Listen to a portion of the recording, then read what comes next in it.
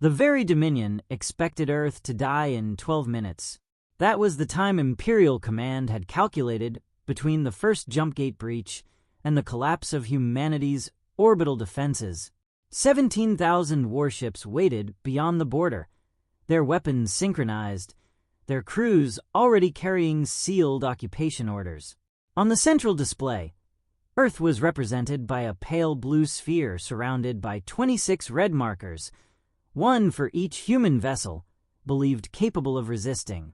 Around the Emperor, admirals discussed surrender corridors, resource claims, and which human cities would be preserved as monuments to Imperial victory. Then General Arven Korr shut down the invasion. Every targeting display in the war chamber went black at once.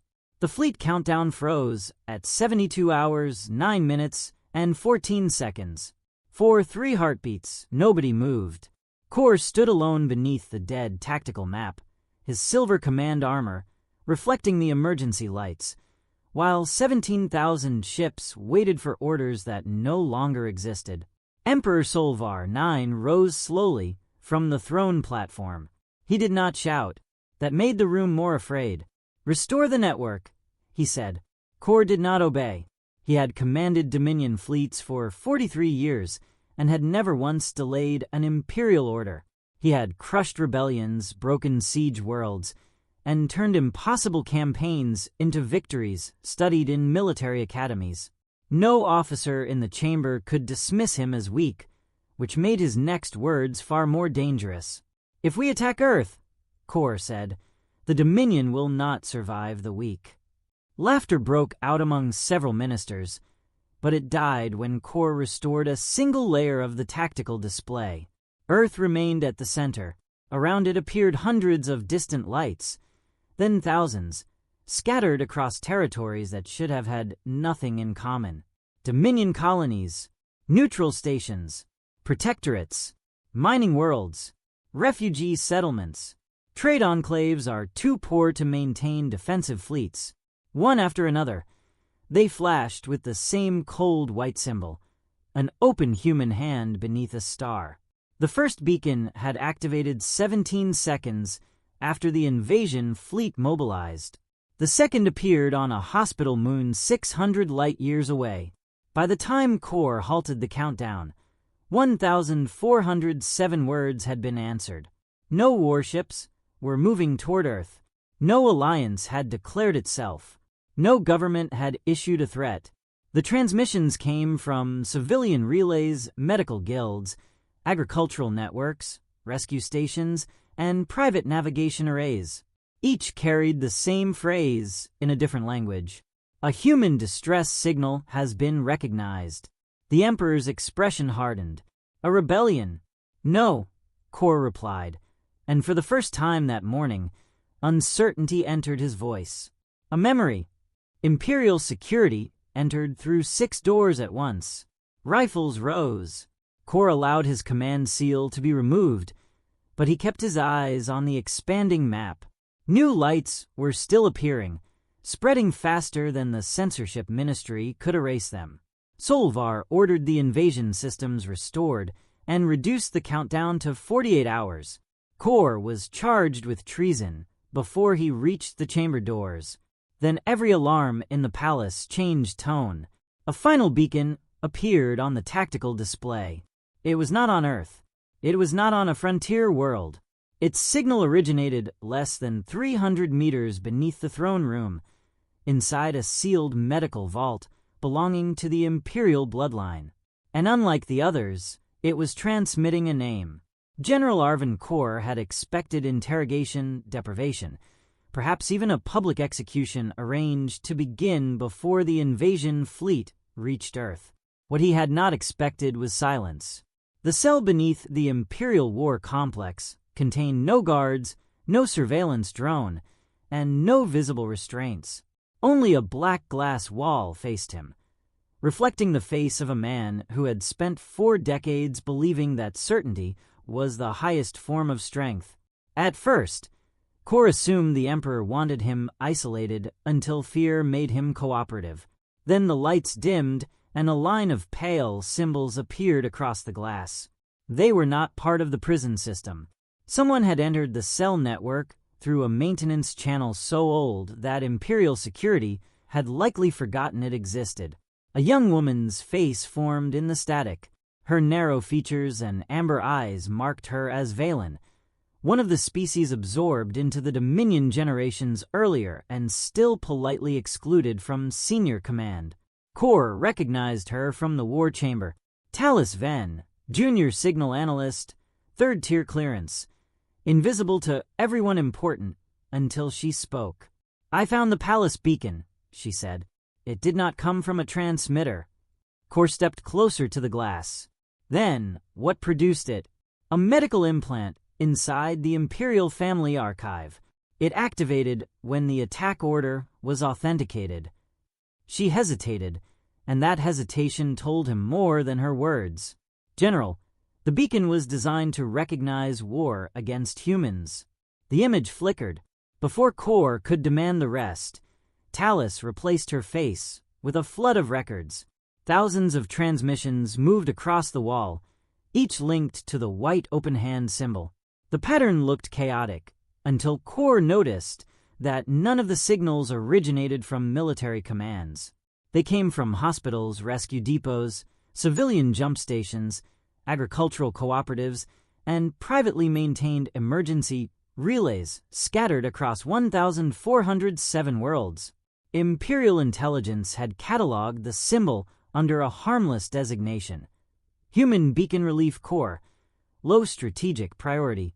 Korr remembered approving that assessment years earlier, without reading beyond the summary. Humanity sent doctors after plagues, engineers after reactor failures, and rescue vessels after storms. Admirable, perhaps, but irrelevant to war. Tallis opened the uncensored files. On the moon of Kareth, humans had rebuilt an atmospheric processor after the Dominion refused aid because the colony produced no valuable exports. At Pell Station, a human convoy had crossed a radiation belt to evacuate children, while 3 Imperial carriers remained outside the hazard zone awaiting legal authorization. On the mining world Sura, human technicians had repaired a collapsing gravity lattice and left before local officials could arrange payment. Every record ended the same way: no territorial claim, no exclusive trade agreement, no oath of political loyalty. Korr studied the dates.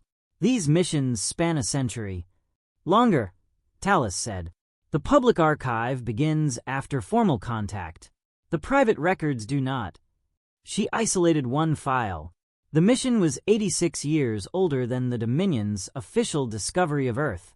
A human research ship had answered a distress signal from a remote protectorate, transmitted medical instructions, and disappeared before Imperial patrols arrived. The event had been buried because admitting that an unknown civilization had responded faster than the Dominion would have embarrassed the provincial government. Korr felt the first real crack in his understanding. Humanity had not recently built this network in preparation for war. It had been laying invisible lines of trust across Imperial space before the Empire knew whom to fear. "Why did intelligence miss it?" he asked. "They saw every mission," Tallis replied. "They simply classified compassion as behavior without strategic value." The answer disturbed him more than espionage would have. Spies followed objectives. Armies followed command structures. This network appeared to have neither, which meant there was no headquarters to destroy and no leader to threaten.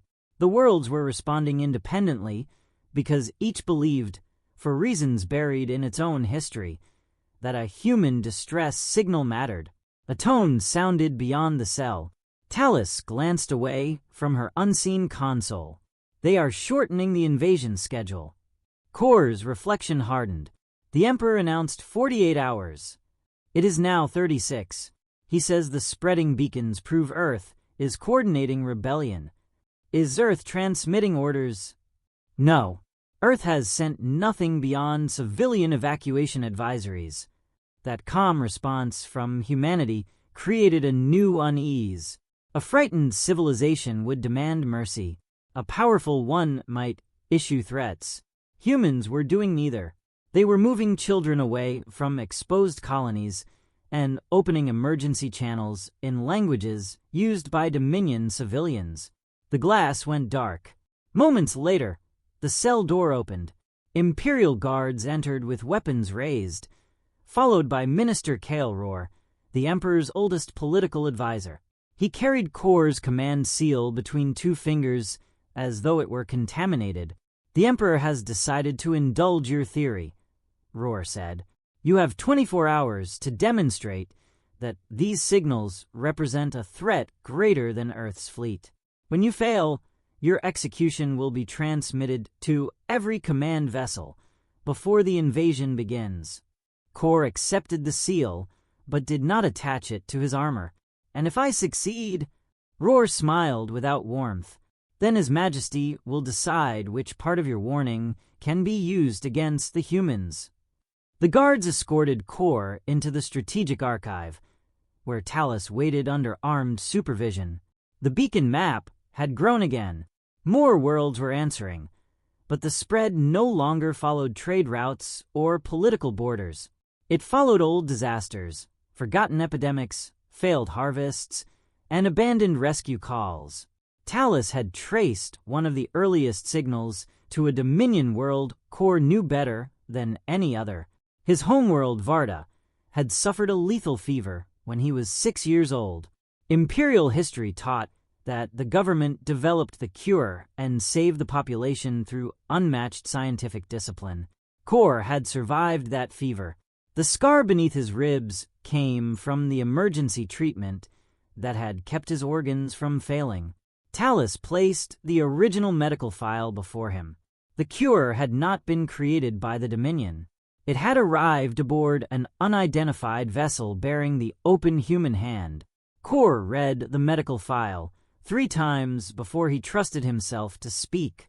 The treatment code beneath his childhood identification number matched the scar under his ribs, the same scar Imperial physicians had always described as evidence of the Dominion's triumph over the Varda fever. Yet the file carried no Imperial research seal. Its origin field had been erased so aggressively that even the deletion left a pattern. Talus reconstructed what remained. A small, unidentified vessel had entered the Varda system during the epidemic, ignored a quarantine warning, and transmitted a complete treatment protocol before vanishing beyond patrol range. Imperial laboratories had reproduced the formula, distributed it, and claimed authorship within 6 hours. The original recording contained one surviving image, a white hand open beneath a star. Korr had spent his life serving the institution that had saved him. Now he understood that the institution had saved itself from embarrassment, while strangers saved his world. The revelation did not soften him. It sharpened him. How many others? Talus opened another archive layer, then another. The answer was not a number at first. It was a geography of concealed debts. Human relief crews had stabilized orbital farms over military capitals, repaired navigation beacons used by Imperial fleets, treated radiation sickness in shipyard workers, and carried vaccines to provincial worlds the Dominion considered too costly to assist. The records reached into noble houses, command academies, and ministries whose officials publicly described humanity as primitive. By midday, Talus had matched beacon relief missions to the family histories of more than a third of the personnel assigned to invade Earth. Some had parents alive because human surgeons had crossed a collapsing gate. Others came from worlds whose oceans had been detoxified by human engineers. Entire fighter wings had been trained at stations powered by reactors humans repaired and never claimed. The connection was not ideological. It was intimate. Korr saw the strategic shape before Talus finished explaining it. The Emperor could order soldiers to attack an enemy they had never met. He could not easily order them to destroy the species whose doctors had kept their children alive. Then the invasion force is compromised, Talus said. No, Korr replied. It is divided. Compromised armies can be purged. Divided armies decide for themselves. That distinction terrified her. Their 24-hour window was already narrowing. Imperial security had begun confiscating local archives and replacing beacon records with warnings about human psychological warfare. The censorship only accelerated private searches. Crews who had ignored the first signals were now digging through family histories to learn why their homeworlds had answered. The first request for clarification came from a destroyer squadron near the border.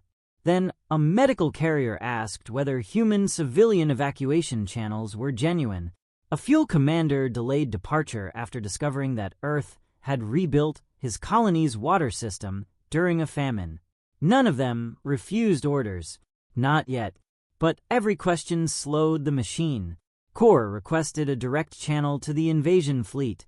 The Emperor denied it and instead released a public statement, accusing Earth of manufacturing false rescue histories to fracture Imperial unity. For 7 minutes, the accusation was held. Then Earth transmitted its first official response. It was not a denial. Human authorities announced that any Dominion civilian vessel entering marked corridors would receive protection, medical treatment, and safe passage away from the combat zone. The message listed atmospheric tolerances for 63 species and included emergency frequencies for Imperial rescue crews. It made no demand for surrender and no reference to the Emperor's accusation. Korr watched officers across the command floor react with the same confusion. Humanity was preparing to save the civilians of the government about to attack it. Talus leaned toward him. Why would they do that? Because they expect the war to spread beyond the fleet. The answer came from instinct, but the implication unsettled him. Humanity was not behaving like a species surprised by invasion. It was behaving like one that had already calculated the secondary collapse. Stranded transports, broken food routes, uncontrolled panic, retaliatory arrests, and worlds cut off from central support. Earth was preparing for Imperial failure before the Empire admitted failure was possible. Korr ordered Talus to map the beacon network against every major Dominion crisis of the last century. The result formed a pattern more dangerous than any battle plan. Wherever institutions had abandoned people, humans had appeared. Wherever officials had suppressed embarrassment, humans had left quietly. Wherever populations had learned that authority might not come, the open hand had remained in memory. There was no command hierarchy because memory required none. A priority transmission interrupted the analysis. Captain Nara Korr appeared on the screen from the bridge of the assault carrier Resolute Flame. Her expression carried the controlled anger of an officer determined not to show pain in front of subordinates. "You have disgraced our name," she said. Korr felt the accusation more deeply than the Emperor's charge of treason. Nara had inherited his discipline, his loyalty, and his faith in the Dominion. He had taught her that hesitation killed fleets. He sent her the Varda medical file. She rejected it within seconds. Fabricated. "The treatment code is mine." Then they built a lie around you. Korr almost admired the defense. It was exactly what he would have believed one day earlier. Search your ship's medical archive. Do not trust me. Do not trust Earth. Trust the records your own government forgot to erase. Nara's jaw tightened. For a moment, something behind her certainty shifted. Then the transmission ended. Talus did not comment. Instead, she returned to the beacon beneath the palace. Its signal was unlike the others. The civilian beacons carried mission histories. The palace transmission carried a biological authorization sequence tied to the Imperial bloodline. She isolated fragments of an ancient medical covenant. Most were corrupted, but 3 terms survived translation: preservation, succession, and human protection. Korr stared at the words. The Imperial dynasty had not merely benefited from human aid. Someone had designed a safeguard to activate if the dynasty ever declared war on Earth. Before Talus could open the final layer, every archive terminal went black. Security doors sealed across the chamber. Somewhere above them, historians were being arrested and records were disappearing in real time. Korr's command seal vibrated with an incoming message from Nara. It contained only 5 words. "The file is real. Why?" Korr looked at the extinguished archive and understood that the same question now threatened the throne itself. If humanity had possessed this much influence for generations, why had it never used it? The first Imperial strike crossed the border before Korr could answer his daughter. It was not aimed at a city, a colony, or even a defended military platform. Emperor Solvar had chosen a human communications station drifting alone above an uninhabited moon, a target selected precisely because its destruction could be presented as restraint. The station transmitted weather data, civilian navigation updates, and rescue traffic. It carried no weapons. 3 Dominion cruisers erased it in 9 seconds. The war chamber waited for humanity's retaliation. None came. Earth released a single casualty report, confirmed that no personnel had been aboard, and rerouted civilian signals through alternate relays. Then the human government repeated its offer of protected evacuation corridors for Dominion civilians. The calmness of the response unsettled the Imperial command staff more than an attack would have. Rage could be measured. Fear could be exploited. Humanity was behaving as though the destroyed station were only the first move in a much larger calculation. Within an hour, the first disruption appeared on a military loading schedule. Dockworkers on Ren-Tal refused to transfer antimatter cells onto invasion carriers until the safety classification of the war was reviewed.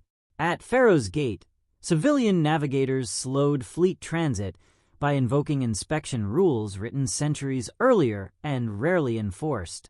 3 neutral transport unions withdrew their ships from Dominion routes, citing unacceptable risk to crews. Each action was legal. Each was small. Together, they began to choke the invasion. The Emperor ordered local governors to restore production. That command produced more resistance. Medical guilds announced that emergency treatment would remain available to civilians and wounded soldiers, but their personnel would not support weapons classified for planetary extermination. Agricultural cooperatives suspended luxury shipments to the capital while continuing basic food deliveries to poor districts. Mining crews reported sudden equipment failures whenever military requisition teams arrived. Korr watched the delays spread across the logistics map like frost. No central order connected them. There was no headquarters to bombard, no organizer to arrest, and no manifesto to discredit. The beacon worlds were not declaring war on the Dominion. They were simply refusing to help it destroy the species that had once helped them. Talus completed the projection before the Emperor's analysts did. At the current rate, the invasion fleet can maintain full operations for 11 days.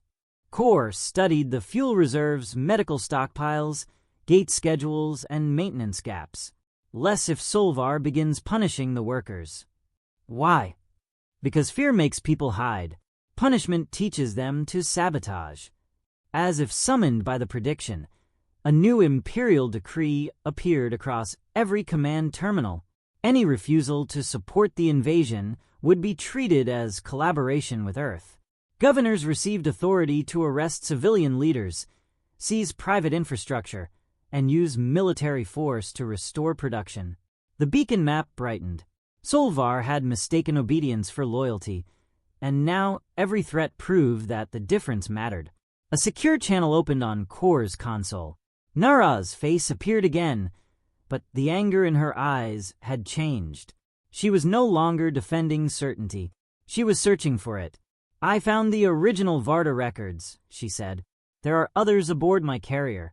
Human treatments, human engineering codes. Half my crew has some connection. Then you understand the danger. I understand confusion." Her voice dropped. I do not understand why they never demanded anything. Korr had no answer. Before he could admit that, an alert interrupted the channel. A human vessel had crossed into Dominion-controlled space near Nara's position. The ship was small, slow, and broadcast a medical identification code on every recognized frequency. It made no attempt to hide. Its crew requested passage to a frontier colony whose hospitals were preparing for casualties from the invasion buildup.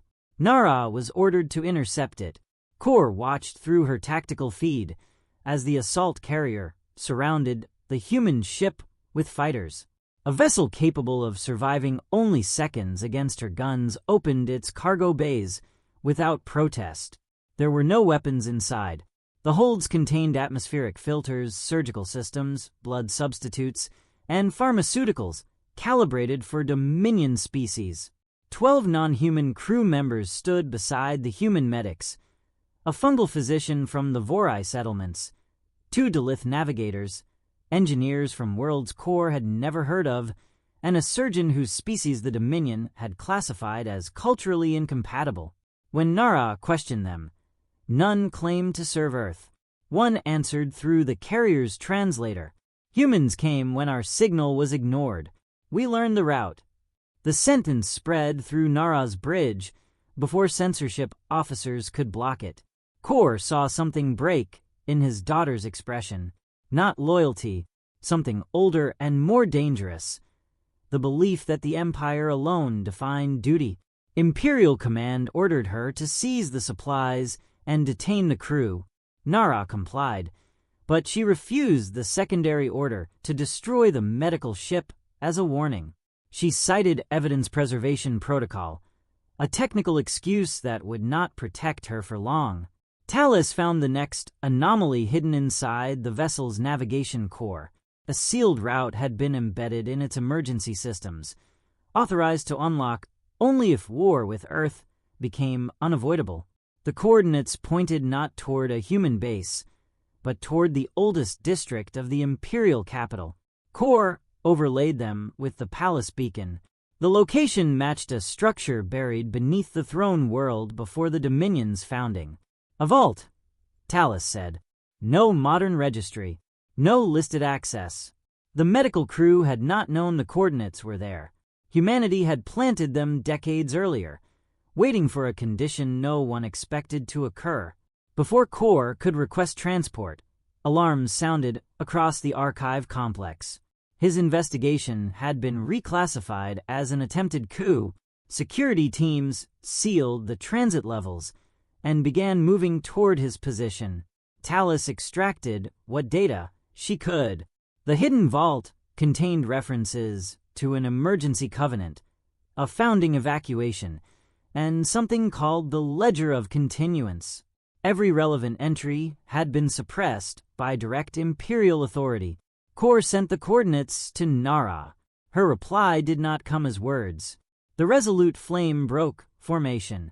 The carrier turned away from Earth, powered its engines beyond safe limits, and entered a jump corridor aimed directly at the capital. Imperial defense ships immediately moved to intercept. Korr could not tell whether his daughter was coming to rescue him, arrest him, or destroy the vault before anyone reached it. Then the palace beacon transmitted again. This time, it did not send a name.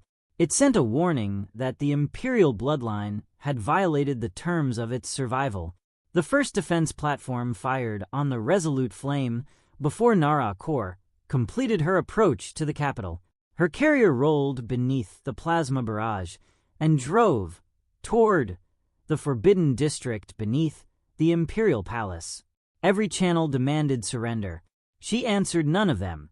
Korr watched her transponder cut across the tactical display and understood that whatever choice his daughter had made, she had chosen it against the throne. The carrier struck the lower atmosphere under emergency burn. Nara deployed a shuttle into the sealed archive complex, while her ship remained above, drawing the capital defenses away. When the doors opened, she emerged with armed marines and placed Korr, Talus, and the surviving archivists under detention. "You are coming with me," she said. Korr searched her face for certainty and found none. "To the vault." "To the truth," Nara replied. "After that, I decide what you are." The buried structure lay beneath architecture older than the Dominion. Its entrance ignored Imperial command codes, royal genetic signatures, and military overrides. It opened only when Talus transmitted the white hand symbol recovered from the human medical vessel. Warm light spread through the chamber. There were no weapons inside, no hidden agents. The vault held evacuation manifests, medical archives, agricultural plans, star maps, and millions of names preserved in a format designed to survive civilizational collapse. At the center rested the Ledger of Continuance. The first image showed the capital system before it became the heart of an empire. Its star was unstable, its inner worlds burned, and its surviving population was trapped aboard failing habitats. The civilization that would one day call itself the Veyr Dominion had been hours from extinction. Then human ships arrived. They were exploration vessels, mining carriers, medical barges, and unfinished colony transports diverted from missions light years away. They crossed a stellar debris field that had already destroyed half the local fleet. Human engineers rebuilt engines while they burned. Human physicians treated species whose biology they had never encountered. Human crews surrendered their own cryogenic chambers, so children from the dying habitats could survive. The rescue lasted 11 months. Humanity relocated more than 8 billion survivors to habitable systems beyond the collapsing star.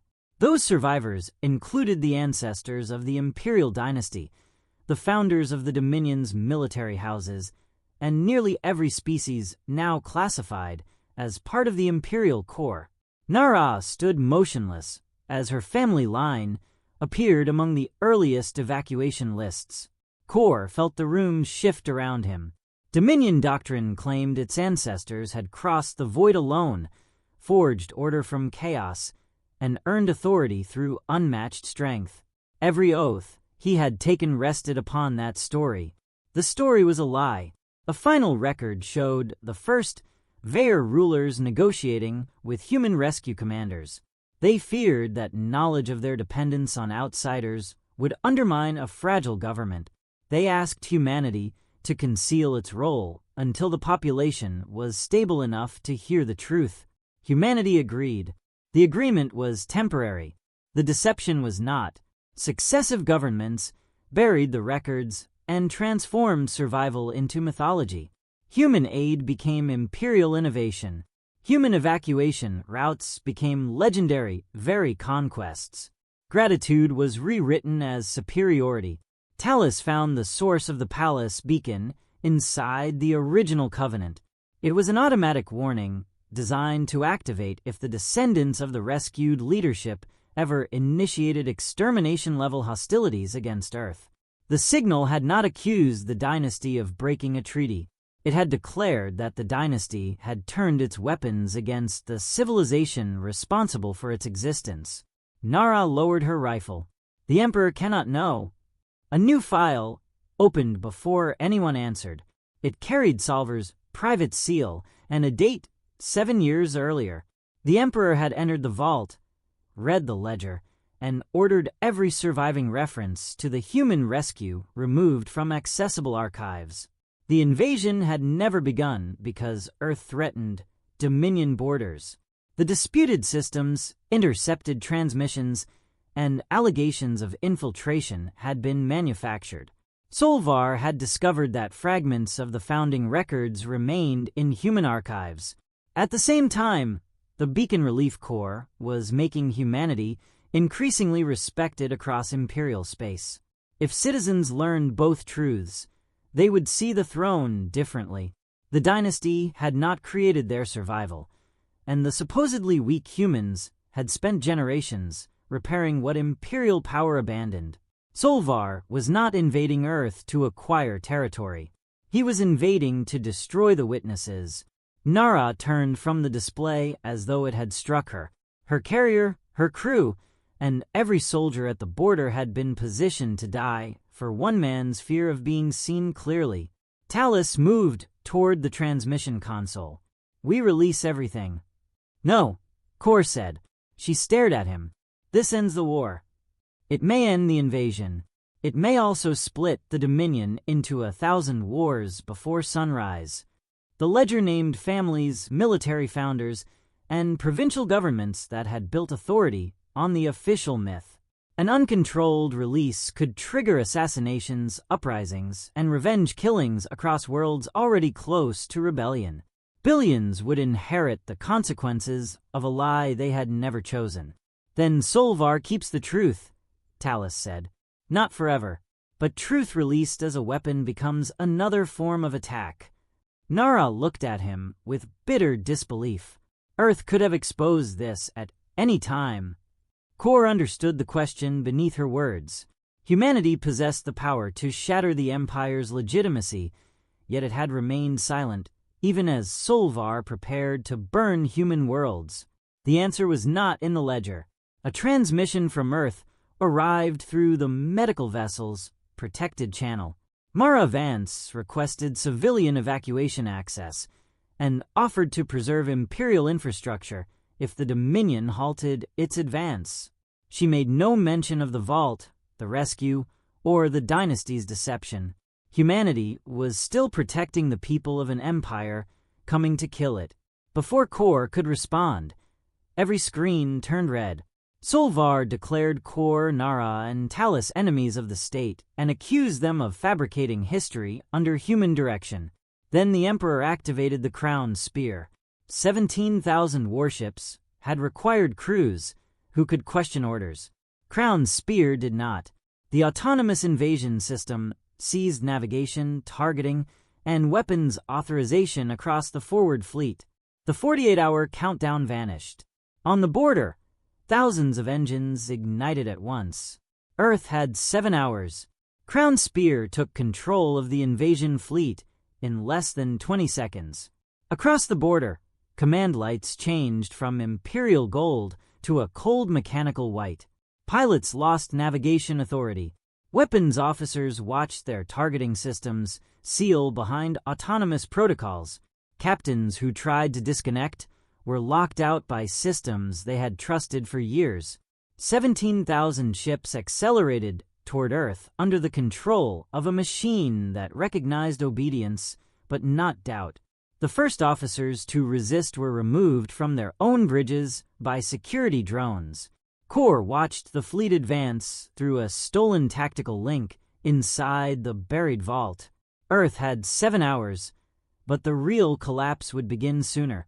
Once Crown Spear entered the outer human systems, civilian panic would flood the jump routes. Medical stations would be overwhelmed. Border colonies would lose power. The Emperor did not need to destroy Earth in one strike. He only needed to create enough chaos that survival itself became impossible. Talus opened every hidden channel she could find. The system cannot be recalled through military command. "Then find who designed it," Korr said. She searched the ledger, Imperial engineering archives, and the data recovered from the human medical ship. The first match appeared under a harmless technical designation, Adaptive Emergency Routing. Korr recognized the architecture before she explained it. Crown Spear had not been invented by the Dominion. Its navigation core had been adapted from a human relief program designed to direct rescue fleets through disasters. Imperial engineers had stripped away public safeguards, added weapons authorization, and transformed a system built to save lives into one capable of selecting targets faster than any living commander. Nara stared at the design history. They turned a rescue network into an execution machine. They turned what they did not understand into what they valued. Korr replied. A secure human signal entered the vault. Mara Vance appeared without ceremony, standing inside an emergency coordination center crowded with civilian operators rather than generals. Behind her, maps showed evacuation corridors, hospital capacity, and the predicted movement of Dominion refugees. Earth's military defenses occupied only a narrow section of the display. Korr spoke before she could. Why did humanity protect the ledger? Mara did not pretend to misunderstand, because the people of the Dominion are not responsible for the lie they inherited. Your worlds are about to be attacked because of that lie. Yes, you could end Solver's legitimacy with one transmission and replace one catastrophe with another. Her expression remained calm, but exhaustion showed around her eyes. If we release the ledger now, frightened populations will react before they understand it. Governors will turn on rivals. Military houses will blame rescued species. Citizens who had no part in the deception will become targets because their ancestors survived. Korr had spent his life judging civilizations by what they were willing to destroy for victory. Humanity was measuring victory by what it could refuse to destroy. Then, what do you want from us? Nara asked. Time, Mara said, and access to Crown Spear's telemetry. Korr almost laughed at the impossibility. It will reach Earth in 7 hours. Then we need 6. Mara transmitted a proposal through the beacon network. It was not a request for fleets. It asked for navigation data, shield harmonics, relay access, medical corridors, and the locations of every civilian vessel likely to cross the invasion path. The response began before she finished speaking. A mining world sent gravitational maps of abandoned extraction tunnels that could conceal refugee convoys. Duluth navigators offered routes through unstable jump currents. No Imperial chart recorded. Veyr signal specialists began analyzing Crown Spear's command rhythm. Agricultural stations opened their storage rings to displace populations. Former Dominion enemies volunteered rescue ships for Imperial civilians. No one waited for Earth to promise repayment. The network moved because humanity had once moved for them. Korr saw the scale of it and understood why Solvar had panicked. The Emperor commanded more ships than any ruler in known space. Humanity had something harder to count. Millions of independent decisions made in its favor. Korr transmitted his first public message as an enemy of the throne. He did not claim innocence. He did not present himself as a heroic dissident. He named campaigns he had led, worlds he had broken, and orders he had obeyed, because obedience had been easier than examination. I helped build the machine now moving against Earth, he told the Dominion. I believed order justified silence. I was wrong. You do not owe me loyalty. You owe your civil judgment. The confession spread faster than Imperial censorship could contain it. Several commanders disabled their weapons. Others attempted to regain manual control. Some remained loyal to Solvar. Most hesitated, and hesitation fractured Crown Spear's support network. Fuel tenders changed course. Medical carriers refused combat assignments. Gate crews began routing civilians away from the fleet. But the autonomous warships continued. Nara left the vault to seize a Crown Spear control carrier in orbit. Her marines boarded under fire while loyalist ships closed around them. She sent Korr one message before the channel broke. I know what you taught me. I am choosing what to keep. Talus gained partial access to the Emperor's command traffic. Solvar had realized that Earth was not the only threat to his plan. The beacon worlds were connecting so rapidly that even a successful invasion might leave the Dominion politically isolated. He changed Crown Spear's target. The fleet's formation shifted away from Earth's direct approach and turned toward Astergate, the communications star through which most beacon traffic passed. If the gate fell, evacuation routes would collapse, medical coordination would fragment, and thousands of ships would be stranded between systems. The network would not merely lose communication, it would lose the ability to act as one. Talus calculated the new intercept, 93 minutes. Mara's face finally changed. For the first time, Korr saw fear. Astergate was not defended like a fortress. It had been built to connect worlds, not survive an Imperial assault. Korr searched the tactical map for a military answer and found none. Even if every defecting ship reached the gate, they could not stop 17,000 autonomous vessels. Mara looked past him, listening to someone off-screen. Then she turned back, with a decision already formed. "There is one possibility," she said. "What kind?" Korr asked. "The kind crowned spears designers never considered." She opened a buried layer of the human routing architecture. At its center was a safety protocol so fundamental that Imperial engineers had never removed it without collapsing the entire system. The protocol could deny Crown Spear every populated target in the galaxy, but it would activate only if all 1,407 beacon worlds responded at the same moment, including worlds that had spent centuries refusing to speak to one another.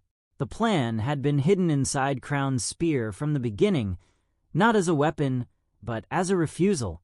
Before the Dominion converted the human relief architecture into an autonomous war system, the program had been called the Mercy Grid.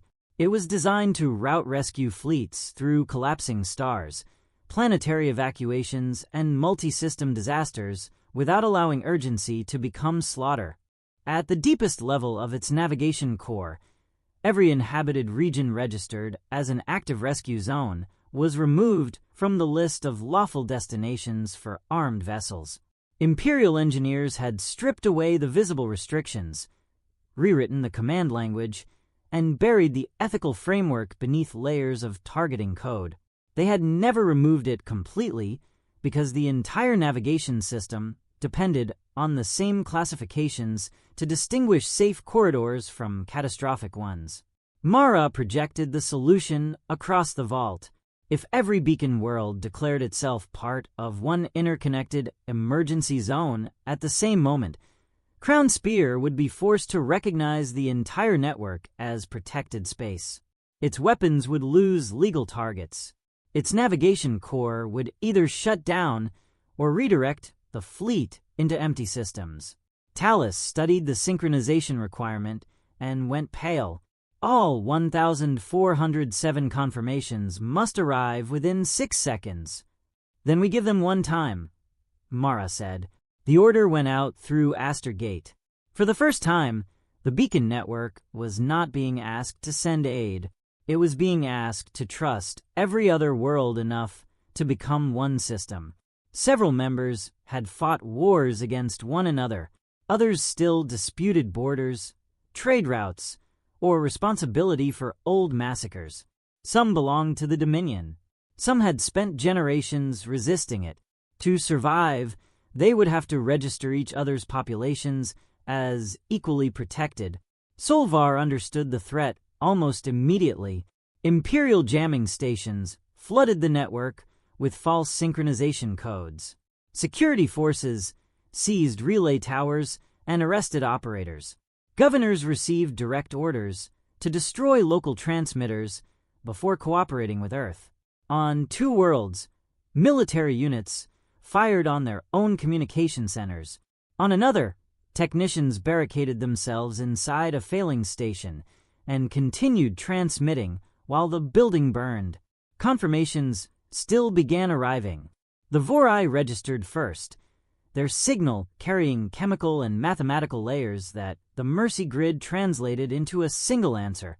The Dalith fleet followed, then a chain of agricultural colonies that had never possessed warships. A former Dominion prison moon opened its relay to the Imperial capital. 2 rival ocean civilizations shared pressure code access for the first time in 3 centuries because neither could complete the registration alone. The number climbed. 200 worlds, 400, 700. Each confirmation added another region to the protected map inside Crown Spear. The autonomous fleet reacted by shifting its attack corridors, searching for targets that were disappearing faster than it could recalculate. Its formation began to stretch and fracture, but the lead vessels still drove toward Aster Gate. Nara reached the gate with the damaged Resolute Flame and 14 defecting ships. The carrier had not been designed to hold a defensive line against thousands. Its port weapons were gone, 2 engines were failing, and half its decks had lost pressure. Yet Nara positioned it between Crown Spear and the communication star. The gate glowed behind her, fragile and vast, carrying the voices of worlds that had once believed no one would answer them. Korr opened a private channel. His daughter appeared through smoke and failing light. "You cannot hold that position," he said. "I do not need to hold it," Nara answered. "I need to make it expensive enough to buy 6 seconds." The phrase struck him harder than fear. He had taught her to measure battles in territory, ships, and acceptable losses. Now she was measuring victory in seconds purchased for strangers. Crown Spear entered weapons range. Nara's ships deployed every remaining shield generator into a single overlapping wall. The first barrage shattered 3 vessels. The second tore through the resolute flames' forward armor. Nara did not retreat. Her carrier rotated sideways, using its own mass to cover the gate's primary relay array. Confirmations passed 1,000. Korr left the vault with a small group of defecting officers and entered the palace through maintenance corridors recorded in the ledger. Solvar possessed the only direct override capable of delaying Crown Spear, but he had linked his biological signs to an automated retaliation system. If he died, missiles hidden across the Dominion would strike worlds suspected of rebellion. The Emperor had turned his own life into a shield made from civilian hostages. Talus remained behind with the transmission controls. She prepared the Founder's ledger for release. "If you fail," she told Korr, "I broadcast everything." He did not tell her not to. The truth might tear the Dominion apart, but extinction would leave nothing to rebuild. The beacon count reached 1,300. Solvar's guards found Korr 3 levels below the throne chamber. Some fired. Others lowered their weapons after hearing his confession. The corridor became a battlefield divided not by species or rank, but by which future each soldier feared more. Korr advanced through smoke, refusing lethal shots whenever he could, because every death risked turning uncertainty back into obedience. At Aster Gate, Nara's shield wall collapsed. The resolute flame took the next barrage directly. Its engines died, and the carrier began drifting toward the gate. Nara ordered evacuation, then remained on the bridge to keep the hull aligned as a physical barrier. The count reached 1,406. One world had not answered. Talus searched the network and found the missing signal. Earth's military relays had been destroyed during Crown Spear's opening strike. Civilian channels were buried beneath jamming and debris. The civilization that had built the beacon network was now the only member unable to join it. Mara tried every human frequency. Nothing returned. Inside the throne chamber, Solvar watched the same count and smiled. "They built a system that requires everyone," he said as Korr entered. "That is the weakness of equality. One silence destroys the whole." He raised his hand over the manual attack control. Korr saw the retaliation link pulsing beneath the Emperor's skin. Killing him would ignite a civil massacre. Hesitating would condemn Earth and Aster Gate. Talus's voice entered Korr's channel. 2 minutes remaining. "I am releasing the ledger." Before he could answer, the tactical display changed. Crown Spear's lead weapon turned away from Aster Gate and locked onto Earth itself. Solvar had found the one target, the Mercy Grid, still recognized as unprotected, and Earth was still silent. Earth did not answer through a warship. It answered through a telescope. On the far side of the moon, where Crown Spear's opening strikes had shattered military relays and burned the primary communication lattice into drifting metal, an obsolete rescue observatory still possessed power. The station had been built before the Mercy Grid, before the beacon network, before humanity knew how many voices waited beyond its sky. Its crew consisted of 11 technicians, 2 medics, and an elderly systems engineer named Lena Ortiz, who had spent 30 years being told the facility was too old to matter. When the emergency request reached them as a fragment of corrupted light, they understood what the rest of Earth could not hear. The observatory had no functioning jump transmitter. Its radio array was blind. Its surviving equipment could do only one thing well: aim light precisely across impossible distances. Ortiz ordered every civilian telescope still connected to the lunar grid to turn toward the same relay point. Research instruments, navigation scopes, school observatories, and private orbital lenses aligned together. They encoded Earth's conformation into a pulse so primitive that Crown Spear's jammers did not recognize it as communication. A narrow beam crossed the darkness. It reached a damaged mining station, which repeated it to a Delith scout. The scout passed it to a Vorai relay, which converted the light into chemical rhythm and sent it onward. From system to system, civilizations carried the weak, human answer toward Astergate.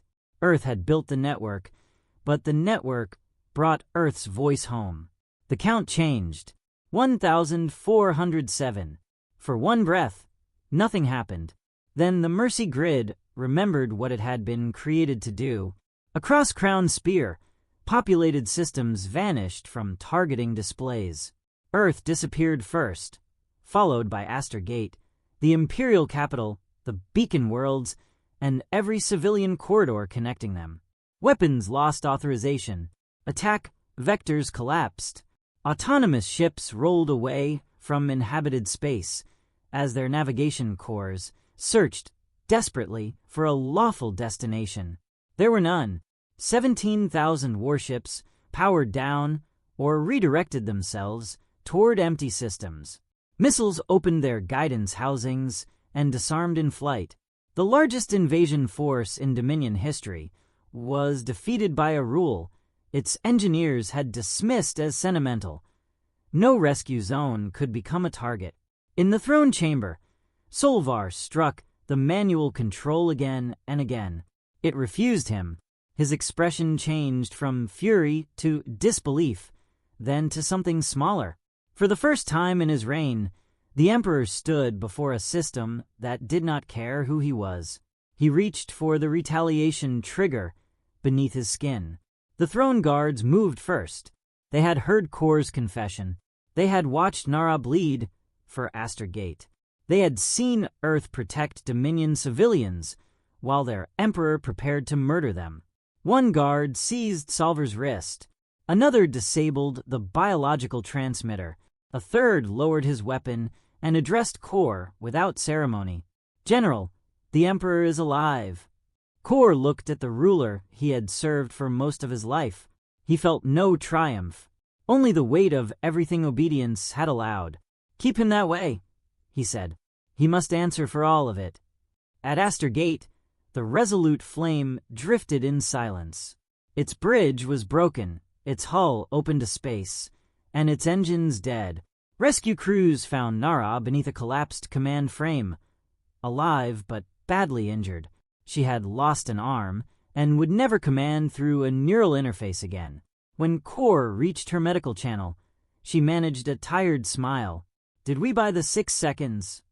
"You bought the future," he told her. Talus did not broadcast the ledger as a weapon.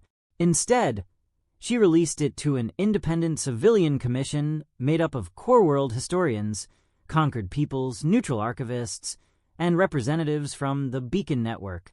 The truth came slowly enough to be understood, and completely enough that no government could bury it again. The Dominion did not survive unchanged. Several governors resigned. Military houses lost inherited authority. Worlds once classified as dependents demanded equal representation. Solvar was placed on public trial, not for being defeated, but for manufacturing a war to protect a lie. Many asked Korr to take the throne. He refused.